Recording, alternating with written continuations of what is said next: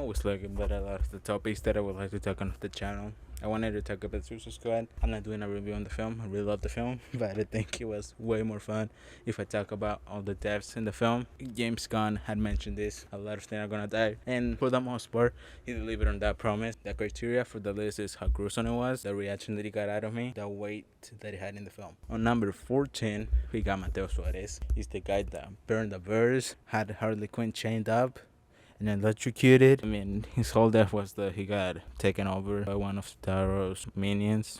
Death didn't mean anything to me. Yeah, that's why it's in that last place. Number 13, we got Javelin. He didn't have much to do in the film. All he did was that he gave Harley Quinn the apple. Need to look that up.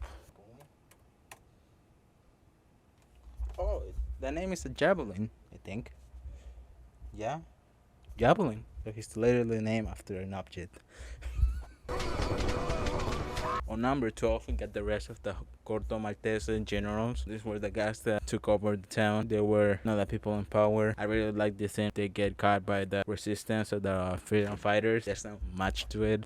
That's why I stay in that last place. On number 11, we got Mongo. If you really think about it, she was the one that did the most during the first fight. Jumped the helicopter, brought the helicopter down. Got Captain Boomerang killed. Burned down with the helicopter. She got probably one of the most painful and gruesome deaths in the film. I don't think she even had a line throughout the whole film. So, and on number 10, we got Bloodguard, which is played by Pete Davidson, and the only reason that he got number 10 was because he's played by Pete Davidson. The one who called you. Really like the guy. On number 9, we got Savant. He was the only one that got his head blown off in the whole movie, and it was pretty cool to see him. On number 8, we got Captain Boomerang. I really like the few lines that he has in this movie. He made me laugh through the first 5 minutes of the movie. That's really the only reason that he got this position, was because he made me laugh with the few lines that he had. Really didn't last very long, but we got to see just the boomerang, and it was very gruesome. He cut half of the head of 2 guys. Pretty cool to see, if you ask me. Let's move on to number 7. On number 7, I put CDK. This death was just hilarious. I mean, his power in and of itself is already very ridiculous. He can attach the arms from himself. It's the whole bit of the soldier shooting at his arms and him screaming in pain 7 feet away from there. On number 6, we got Silvio Luna. Harley Quinn had a weird romance with for 5 minutes, and then she ended up killing him. That the romance between him and Harley Quinn was pretty weird, but helped a lot with Harley Quinn's character development. When she gets the reason that she killed him, she wouldn't date another crazy guy.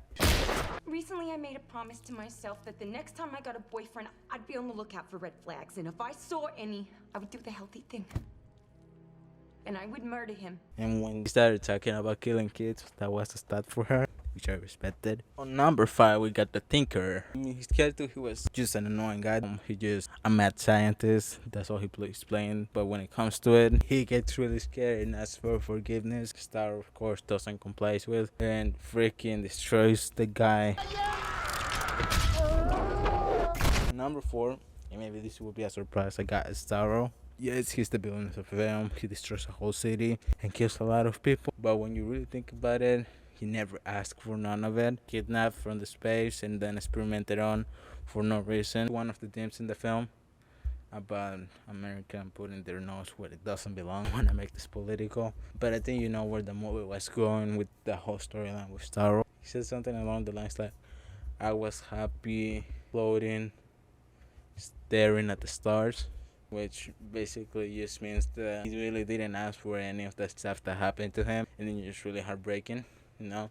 They had to stop him because he was gonna hurt a lot of people, but he didn't really ask for none of the stuff that happened to him. On number 3, we get Polka Dot Man. This character I knew was gonna love. A lot of people would tell you about this character. I just loved his whole character arc. We learned a lot about his backstory, how he gets his power, his relationship with his mother, and how he traumatized by all the things she did to him. At least at the end he gets his power back because his mom always experimented on him and his siblings to be superheroes. She probably never considered them superheroes. You know, that one moment in which he managed Taro as his mom, she gets to be a superhero.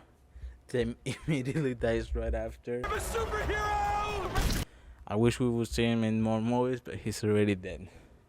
On number 2, we got Rick Flag. I mean, this character was just boring in the first movie. I don't really remember the first movie. Seen it like once only, and nothing really stuck with me. I didn't even know Rick Flag was in this film until I watched the movie. I realized that he was playing the character from the 2016 film. But they look really different.